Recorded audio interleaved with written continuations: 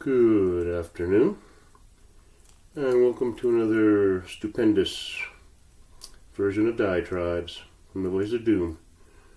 And here's your stupefying and stultifying host, Voice of Doom.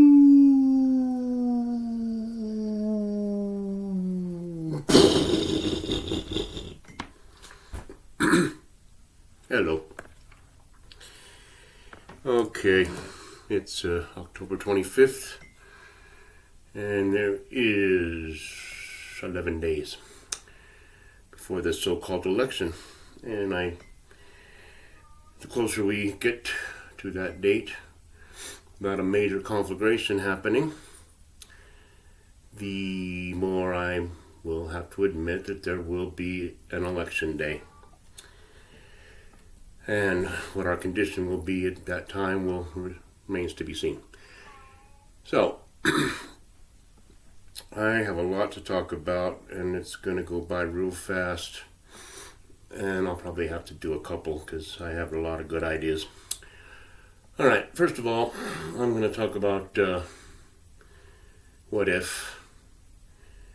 And I'm sure even the most die-hard wokester lib idiot is thinking, if only we hadn't cheated, there would only be 3 more months left of Orangey's tenure, and he would be gone and out of the picture forever. That is, if he didn't decide to barricade himself up in the White House and get some of his loyal minions to open fire on anyone who tries to remove him. But judging from the way he acted on the last election, I think he would just leave after doing a very, very good job. Now, I'm going to project a bit and just make a few assumptions and predictions. Let's just say that the Dems didn't cheat and Orangey won the election for a second term. There would not be a war in Ukraine, probably, because Putin knows that Orangey's a loose cannon. There would not have been an attack in Israel by the Gazans on whatever date that was, January 7th, because Orangey would have ratified and strengthened the Abraham Accords, which he was in the process of doing, which was scuttled by Petri dish.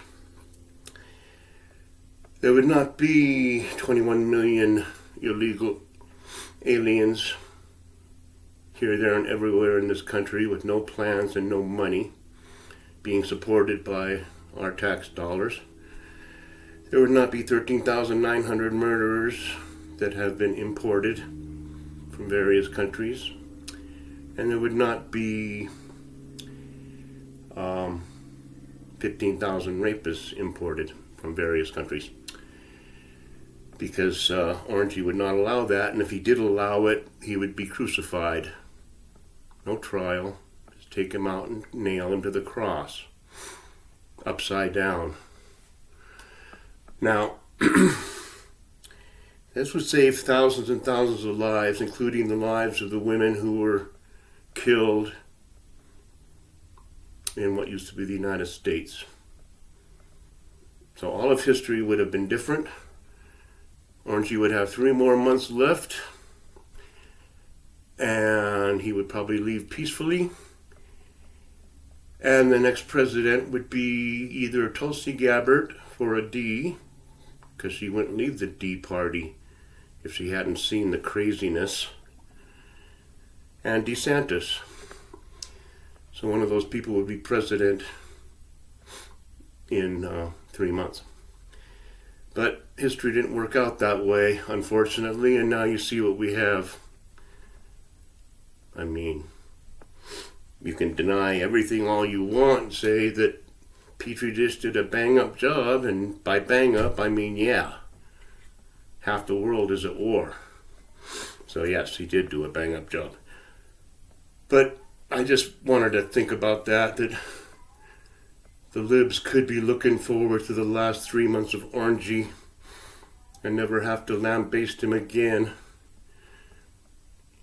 and life could go on. But that's not what we have, is it? What we have is an election between Orangey, who's already been president, and Gargoyle, who's never been president and can't be president. And I'm not just saying can't be like we can't let this happen. She can't. She doesn't have the intelligence or the political acumen to occupy the Oval Office. And now everybody knows it. And it's been a very interesting few days because Gargoyle has to get out and do interviews and answer some questions. And everyone, and I mean everyone, is saying she is bad. Really, really bad. I even subscribed to CNN again. When Axelrod and that group were finally telling the truth about how Gargoyle is bad. And she's not saying anything. And they're not even saying she's good at word salad anymore. She's just plain bad. Oh, she's very good at evading questions. They're not saying that. They want answers too. So I subscribed to CNN on that day to show them how many subscriptions they will get when they start actually telling the truth. And we'll see what happens with that. I will probably unsubscribe eventually, especially after Orangey wins. But things are really not looking good for Gargoyle. And everything's still in the margin of error. And that's why the powers that be are probably sitting on their hands about whether to unleash a disaster. The October surprise is not going to be on one of the other candidates. It's going to be on all of us. That's going to be the October surprise. They don't want an election if it looks like Orangey's going to win. Now, it occurred to me that they could have an election and they could allow Orangey to win because they still have 2 months, 3 months, 2.5 months before Orangey would take the oath of office. Even though he says he would get a lot done before he even does that, he can only do things behind the scenes. I won't go into the weeds with that. But it's looking bad for Gargoyle, and it's within the margin of error, and you have to take into account certain things. Orangey is slightly ahead in the swing states. Okay. Everything cancels each other out. So when they say, oh, we took a poll, but a lot of the conservatives don't like to even answer the phone, so it might be, one way or the other toward the D's because the goppers don't talk. And so that could skew it that way, but you also have to skew it the other way when you talk about cheating by the D's. So it balances each other out. But I'm going to talk a little bit about Gargoyle. She did an interview with Anderson Cooper, who I've never liked. I don't like his face. I don't like his demeanor. I don't like his politics. I don't like his attitude. And he's just a stuck-up sticky beak. Okay. But Anderson's going to give her a softball interview so she can clarify her position in a very good way. She can't even do that right. Has a town hall.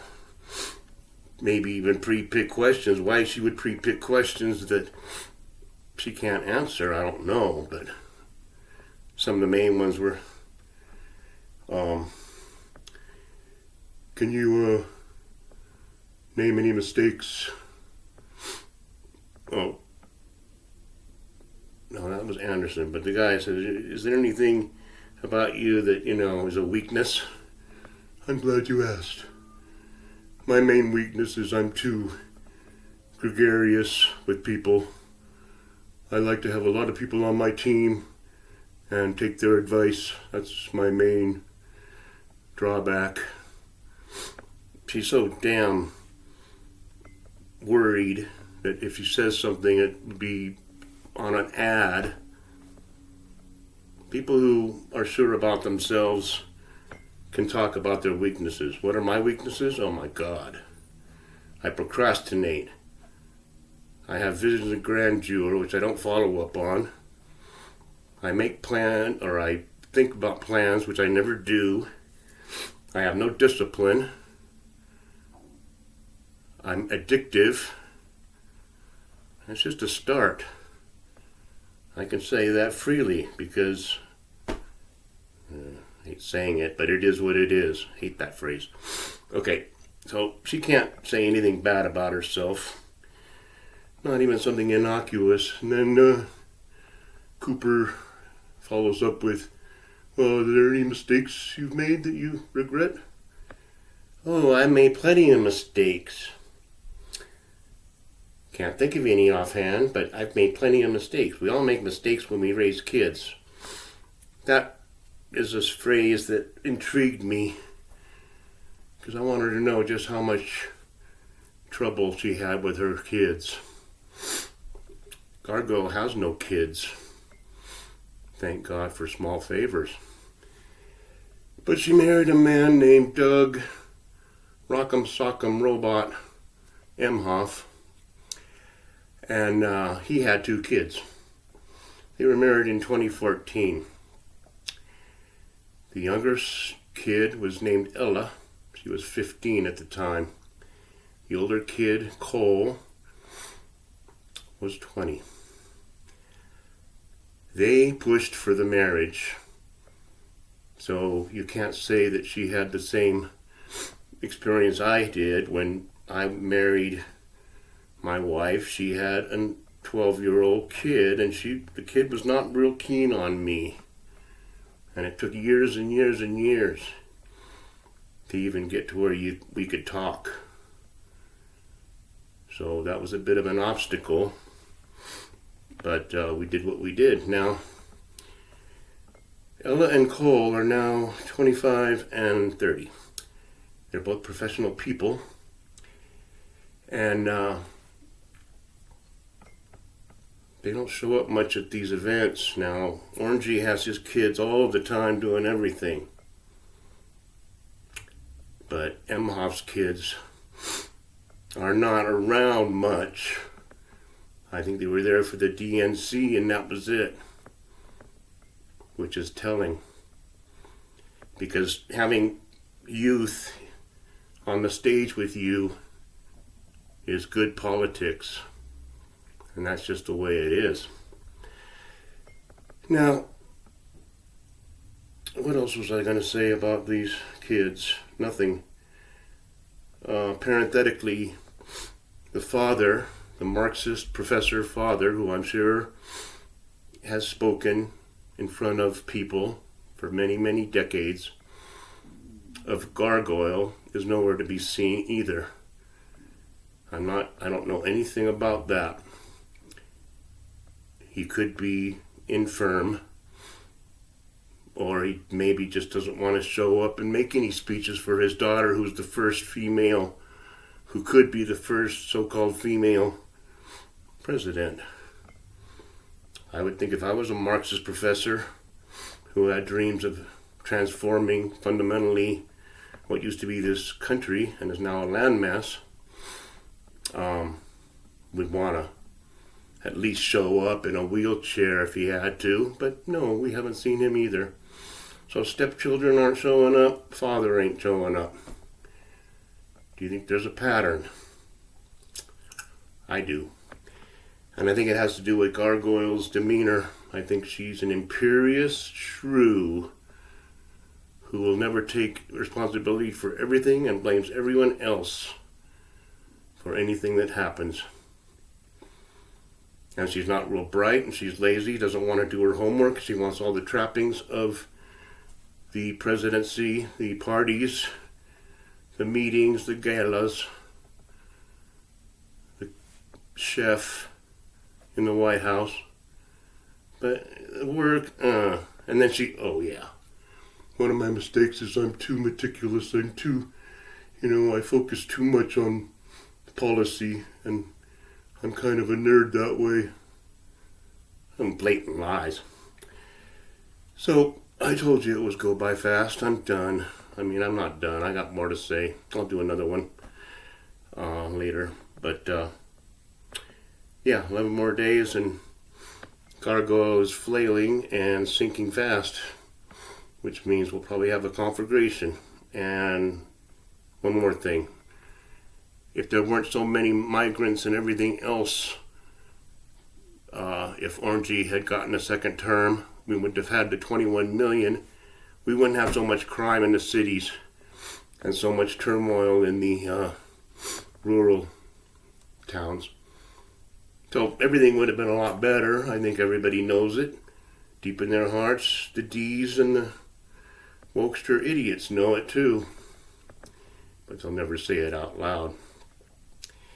I think I'm going to do my next one on the possibility that Gargoyle goes too far with one of her minions and they go public right before the election. Be beautiful. And when I say public, I mean expose something, some trait that you don't want, shrieking, having a hissy fit, whatever. Could be almost anything. So I'll get into that more later. I'm going to let my imagination run wild and see what I can come up with. So have a good day, and talk to you later.